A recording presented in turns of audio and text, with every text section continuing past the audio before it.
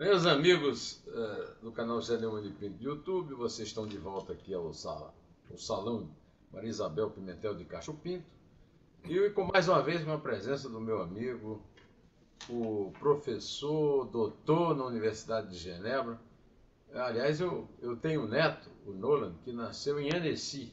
Os pais moravam em Genebra. Annecy é França, é um lugar belíssimo. Mas é Bom, pertinho. mas o homem é multi-instrumentista, né?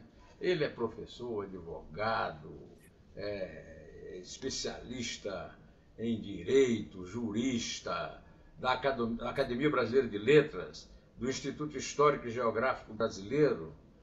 E eu queria cumprimentá-lo aqui de volta a nosso Tugúrio e lembrar ao professor Joaquim que o nosso presidente, que terá mais um mês de governo, falou durante 2 minutos e 21 segundos com o povo, e aí foi correndo ao Supremo Tribunal Federal, bajular Alexandre de Moraes, falando em futebol, olha, você é Corinthians, eu sou Palmeiras, e os outros ministros. Ninguém lhe disse, por acaso, que daqui a um mês ele vai responder por crimes na primeira instância, professor? Olha, sobre ainda esses episódios passados, né? Tem certos aspectos que são simples, mas que é reveladora de que realmente se tinha um plano e algo mais detalhado, né?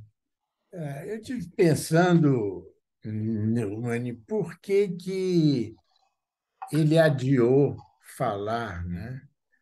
Ele adiou falar, entre outros motivos, por um motivo que a gente não percebeu, é que na segunda-feira tinha dia de trabalho e terça-feira que era feriado. Não, não é feriado, é finados. Final. Finados, doutor Joaquim. Ó, Então, doutor Joaquim, o senhor não reparou que ele só falou depois que combinou com o presidente do PL, o Valdemar Costa Neto Boy, uma casa, criadagem, motorista e tal, quando ele estiver de volta à planície? Aí ele foi lá falar. você vê lá. Então, eu acho que essa, o que o presidente fez nesses dias foi dizer como é que vai ser a oposição dele, não é?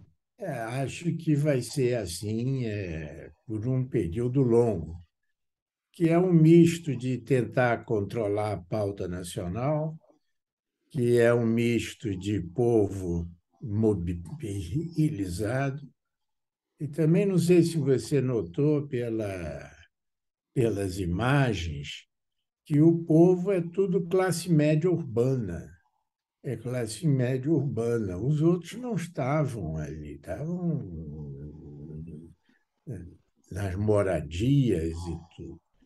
Mas as pessoas leem esse episódio desses últimos dias como a defesa dele. Eu leio o contrário, eu leio de como ele pretende, daqui para frente, participar da vida nacional e participar com tudo. Eu acho que a gente vai ter uma fase de muita confusão.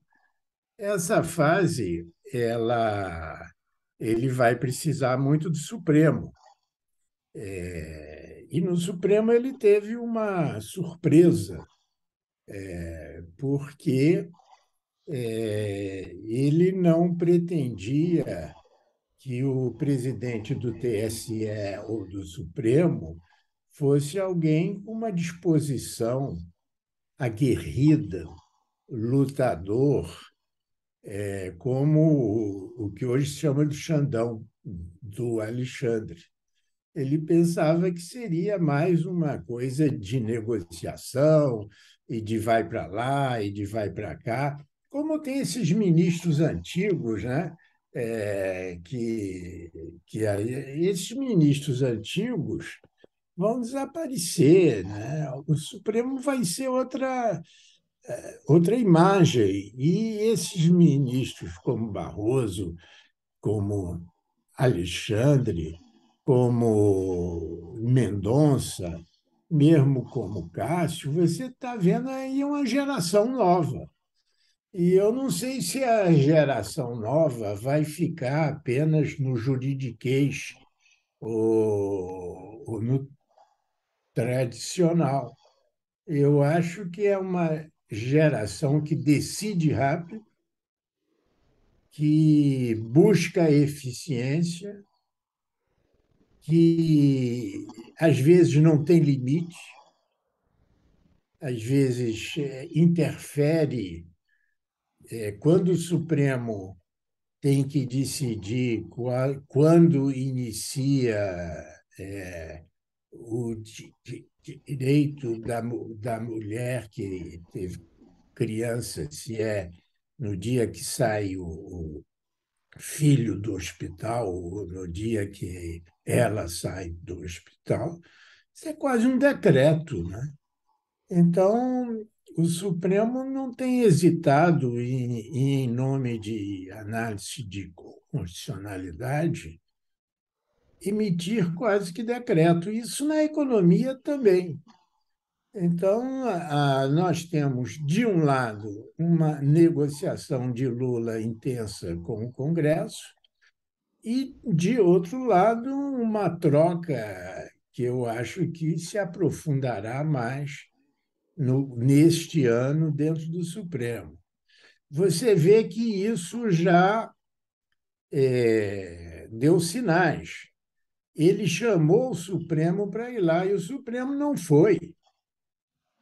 O Supremo não foi, a Rosa não foi. Se fosse em outras presidências, ele chamava os ministros para almoço, para conversa, até para se encontrar à noite. Acho que o Supremo vai mudar e vai ser mais um poder como vai ser o seu estilo, vai depender não somente desse pessoal mais jovem, mas também dos dois que vão ser indicados. Se eu tivesse algum partido hoje que tivesse que negociar com Lula, ou tudo, eu preferiria uma indicação no Supremo, a indicação de ser ministro demissível, né? Eu acho que uma indicação no Supremo vai ser mais forte do que de um ministro demissível, né? Isso é como eu vejo, mas o futuro é que dirá. É que dirá. Olha, o professor doutor Joaquim Falcão tem uma tradição da Fundação Getúlio Vargas, onde ele fez carreira, né? E eu me lembro muito de um livro clássico da Fundação Getúlio Vargas, que é uma entrevista com o general Ernesto Geisel, em que eles dizem que o Bolsonaro é mau militar. A prova está que os militares estão todos no quartel. Né? Mas eu queria manifestar, diante do ministro Joaquim Falcão, professor, a minha inveja de não ter participado do primeiro encontro institucional da Magistratura do Trabalho. Durante a conferência, ele abordou o tema, Joaquim Falcão, né, o Poder Judiciário no Estado Moderno. E ele citou, nessa brilhante palestra, os 40 milhões de brasileiros fora do mercado de trabalho, e que ele chamou de invisível, numa inspiração do Ralph Ellison, né, professor lá, a respeito do negro americano. Né? Segundo Joaquim Falcão, os que não têm direito à propriedade, à segurança alimentar, à formação escolar, à remuneração digna, são os informais, os desocupados, os desempregados, os desvinculados, sequer a uma denominação uniforme, ele lembrou. Né? Eu só quero lembrar ao doutor Falcão que tem um prefixo que é uniforme, que é o des. Né? Des não no sentido de 10, mas no sentido de 100. São aqueles que não têm nada. Né? Não é um problema jurídico, diz o doutor Joaquim Falcão em sua palestra. É um problema econômico, não é da área de competência dos juízes. Mas o Brasil é maior do que a área de competência dos juízes. O que é que vamos fazer? Vamos ficar de fora? Eu quero registrar aqui inveja e perguntar ao professor. O que é que nós vamos... Mani, quer dizer, repare, eu me espantei muito de que nos debates, nos planos, etc. e tal, nós estamos numa democracia, em princípio, capitalista. Você não tem projeto para direito de propriedade, onde mais de 60% dos brasileiros não têm propriedade legítima. Imagine você não poder saber se você vai viver nessa casa ou não, se não tem espaço. Então, falam muito de saneamento. De saneamento não é obra em direito de propriedade, é obra de infraestrutura para empreiteira. Quer dizer, nós temos um regime capitalista em que não se leva o direito de propriedade a sério, de mais de 60% dos brasileiros. Se você hoje mesmo saiu uma estatística do Cláudio Conceição, ótimo economista da FGV, não é? Mostrando como a imensa maioria dos brasileiros não tem emprego.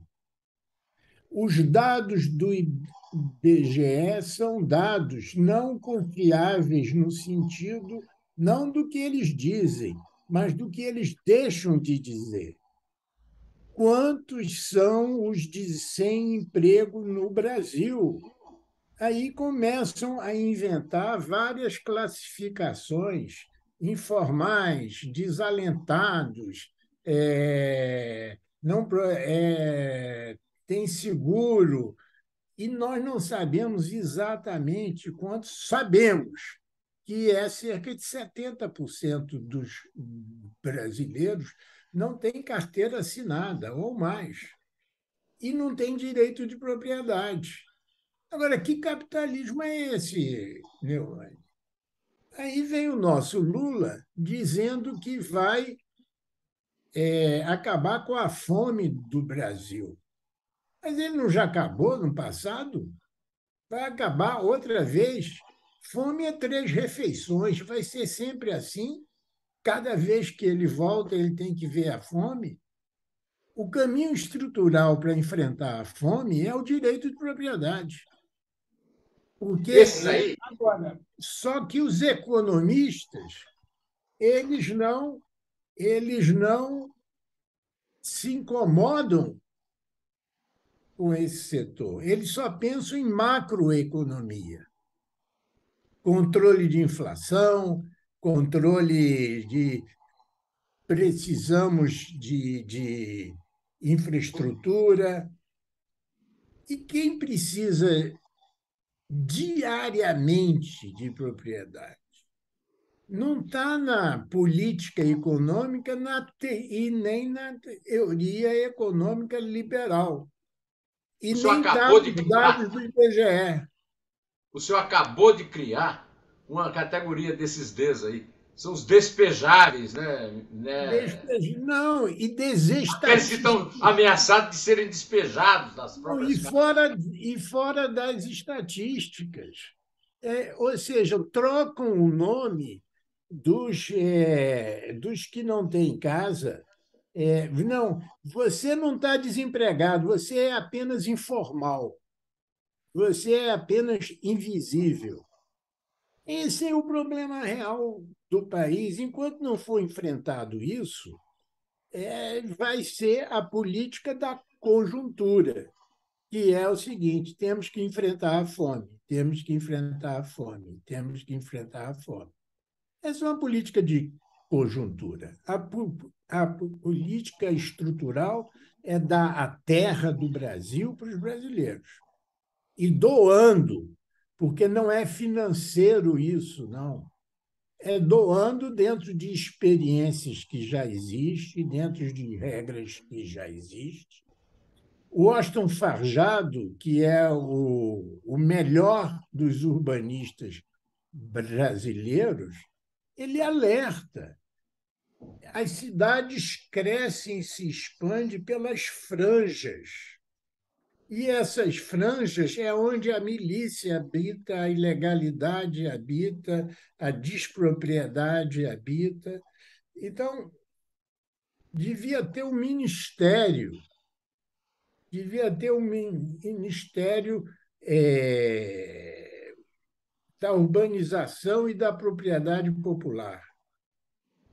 O Joaquim Falcão é carioca, mas é de origem pernambucana. Olindense.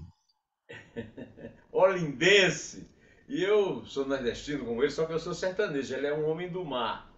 Mas eu conheci um homem do Brejo que seria confrade do Dr. Falcão, mas morreu antes do Dr. Falcão entrar na academia, que era o Zé Américo de Almeida. E o Zé Américo, que era muito amigo meu, dizia que eu era o último amigo de infância dele, sempre repetiu comigo isso que o Dr. Falcão acabou de falar. O problema do Brasil é a falta de propriedade, a começar da propriedade rural, que ele defendia a reforma geral da propriedade rural, né? Mas eu queria lembrar também aqui o seguinte, o outro grande brasileiro, né, pernambucano, lá da origem do Joaquim Falcão, era o Gilberto Freire. E o Gilberto Freire, cujo neto, tem o nome dele, eu conheci na festa dos 125 anos da academia, é citado num artigo muito inspirado, como sempre, do Dr. Joaquim Falcão na Folha. Ele dizia o seguinte: Gilberto Freire dizia que os juristas têm formalismo exagerado, por isso se isolaram da realidade brasileira. Precisariam de psicanálise para reencontrá-la. Isso é num artigo na Folha, dizendo As Rosas Não Falam, que era uma referência do samba de Cartola com a posse de Rosa Weber. E você vê que eu tive razão, e você vê que eu tive razão. A Rosa passou esse período todo sem falar. calada. Sabe por quê? Porque tem autoridade no silêncio. As pessoas não perceberam que tem autoridade no silêncio. Aí ficam ministros em on e em off, sendo fonte de jornalistas em off.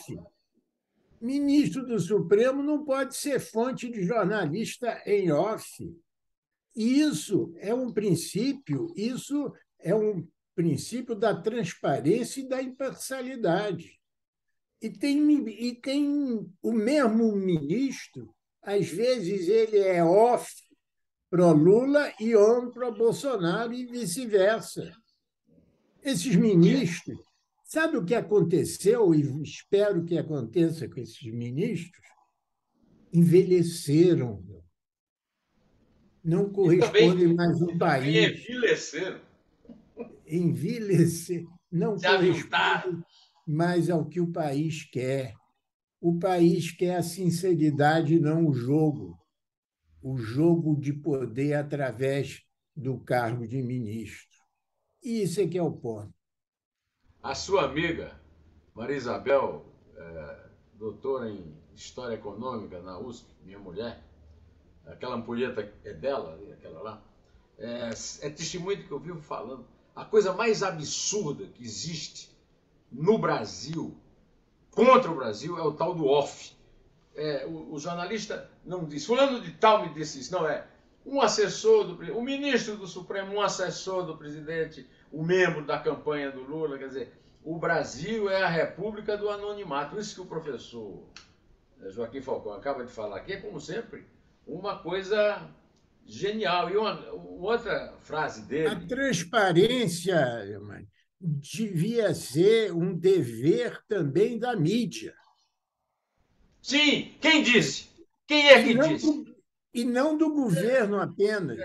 Então, é isso aí. É uma transparência da mídia. A mídia será tanto mais respeitada e séria quanto abandonar esses esquemas de. Ou seja, cada jornalista tem o seu off. Aí você fica vendo uma briga de offs. E, evidentemente, que as fontes em off se aproveitam e utilizam o jornalismo a seu favor. Uma outra sabedoria que eu colhi na leitura do professor Joaquim Falcão, eu inclusive citei num vídeo meu, que eu faço diariamente no YouTube, é que ele diz o seguinte: a democracia, a realidade democrática é tensa, apesar do ideal constitucional de harmonia. Então, a relação entre os poderes é necessariamente tensa, não é harmônica, como a, a turma aí Não, de. quer dizer, você vê em todos os países. A harmonia é um ideal de Rui Barbosa, mas se você vê a realidade é que a democracia é discussão, é debate, é a capacidade de resolver problemas pacificamente. Mas ela parte de problemas, e problemas são visões diferentes. É natural e deve ser assim que os poderes sejam tensos ou sejam diferentes, porque se os três poderes forem iguais, forem harmônicos, você não tem democracia, não, você tem ditadura. No governo Geisel e nos outros, os três poderes eram harmônicos, mas a gente não tinha democracia, não, a gente tinha ditadura. Em geral, a harmonia é ditadura dos três, ou de quem manda nos três. Então, agora, não pode essa tensão, que é uma tensão vital, é algo quase que freudiano, não é? Ela não pode parar. Ou seja, hoje manda o judiciário, amanhã o executivo, que revê o que que o Congresso fez. No dia que parar parou no executivo, aí acabou a democracia. A tensão é móvel, a democracia é móvel. O doutor Joaquim, o senhor fez aqui uma previsão que eu acho muito lúcida, que é, como sempre, que o Bolsonaro vai passar o tempo todo que ele passar na oposição fazendo o que ele sempre fez e só sabe fazer isso. Aliás, entrou da política no terrorismo, foi absolvido por uma sentença absurda, um acórdão absurdo do Supremo Superior Tribunal Militar, e continua sendo um terrorista e aprovando. O que está havendo na estrada é terrorismo. E eu quero lembrar que até nisso, até no golpismo, o Brasil é elitista. Os americanos invadiram o Capitólio, tem muita gente aí comparando o Capitólio com as estradas. Não dá para comparar. O Capitólio é uma instituição da democracia americana. O Capitólio é o prédio que cedia o poder legislativo americano. Os terroristas brasileiros não foram ao Supremo, não foram ao Congresso, foram às estradas e fizeram terror contra o povo, contra o cidadão. É essa a realidade da direita brasileira que tem que ser denunciada. Ou o senhor discorda, professor doutor Joaquim Falcão? O que tem um fato aí, que é um fato da realidade e que não podemos lá negar. 98 milhões de brasileiros não votaram em Lula, não é? Então, a questão não é apenas a análise política, institucional, partido, etc. A questão é que a sociedade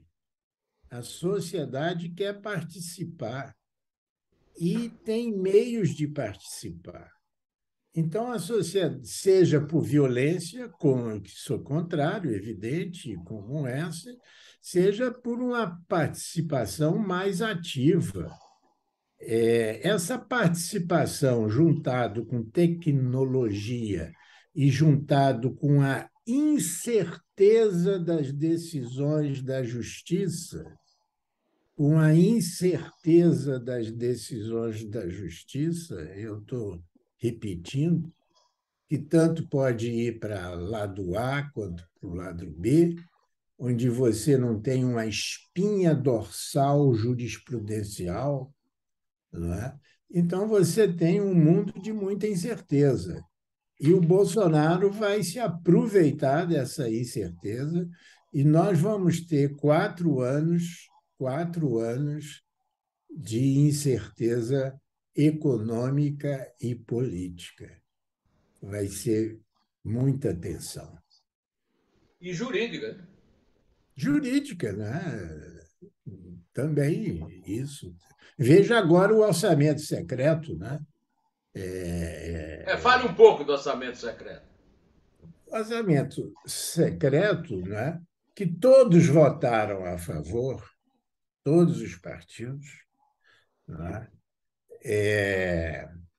Porque tinha as eleições, então o orçamento secreto foi uma conjuntura eleitoral. O problema é que é um financiamento eleitoral secreto. Isso é que foi o orçamento secreto. Agora, o risco é de transformar isso em pilar da democracia, né? Isso é transformar. E o Porque Lula já atinge percebeu. basicamente a transparência. Não,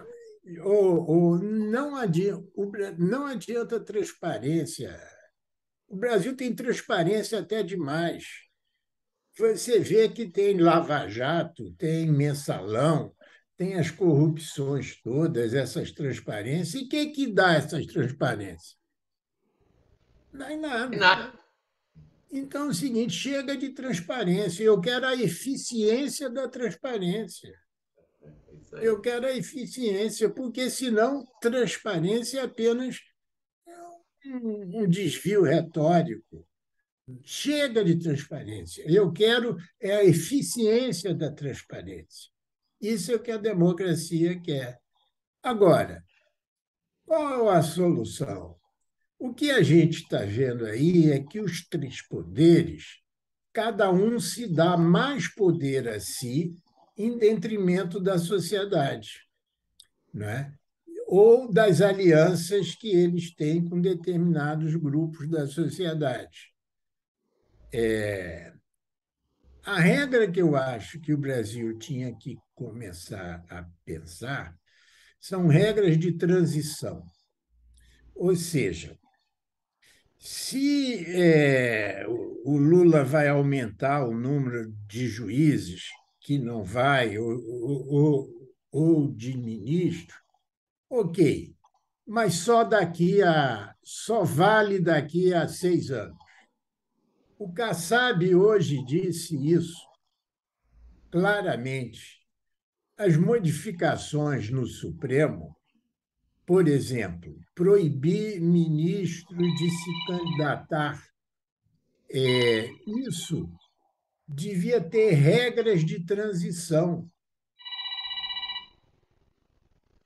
Então, Bom, quem vota, pode quem falar. vota aumento de salário para o Congresso não pode ser o Congresso. Quem Ou vota aumento alguém, para juiz não pode ser o juiz. ou pelo menos tem que esperar um período de transição. Então, isso daria mais independência e imparcialidade. Agora, eu votar o meu próprio aumento, isso não é democracia, e é o que está sendo feito. Né? Cada poder se alimenta de si próprio. É uma coisa de autofagia, mas que engorda. Gilberto Freire dizia que o Brasil não está crescendo, está inchando, né? Então, essas estratégias incham a democracia, mas não Com fazem a essa, democracia crescer. com essa frase maravilhosa do Gilberto Freire, dita pelo Dr. Joaquim Falcão, né? Nós vamos ter que encerrar aqui a entrevista porque o Zoom dá um limite de meia hora, é isso que nós vamos obedecer. Mas eu vou voltar aqui com o Dr. Joaquim Falcão, eu vou usar da agenda dele, porque você viu que é só, é só coisa inteligente e que serve ao Brasil. Grande serviço ao Brasil. Obrigado, meu amigo. Obrigado, Zé. Você que serve o Brasil. Parabéns. Homem Grande de abraço. coragem. O Brasil precisa de homens de coragem e mulheres de coragem. Sim, senhor. Obrigado, meu Bye, amigo. bye. Logo Tchau. em breve voltará.